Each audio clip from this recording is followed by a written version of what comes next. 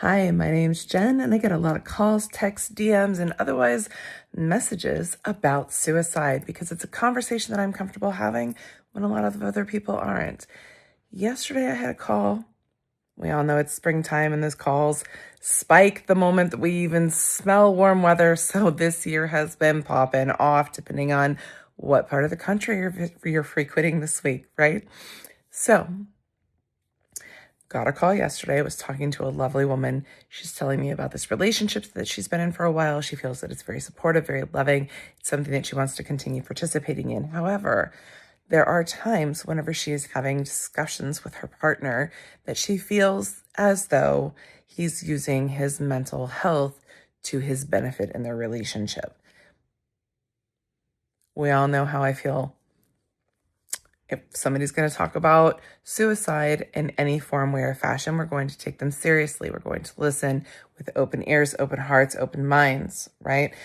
How are we going to tell the difference between what could possibly be a tactic? I hate to even say it, okay? Because most people are not guilt tripping. They're not using these feelings against anyone. They really, really do have them. There are outliers. Things happen. I don't know. I'm not into that judgment game, okay? So we're just going to say, how are we going to be able to protect ourselves while also keeping that open ears, open heart, open mind, right? Get training. Get training. Whether you go for mental health first aid or QPR or any other modality that is going to help you understand mental health and suicidal ideation, right? We want to keep our people alive. We want to feel like that could possibly be in our power. Could it be? I do believe every suicide is preventable. I do, even though I have lost countless at this point people to suicide, I still believe it's preventable. So by getting training, what you're doing is educating yourself, understanding the warning signs and risks, and also understanding where it is that you need to tap out, okay? If it gets to a certain level, we all have responsibility for our own mental health, okay? So if it gets to a certain level where it's too much for you, that's okay. You are not this person's therapist. You are not their doctor. You are not inside their head.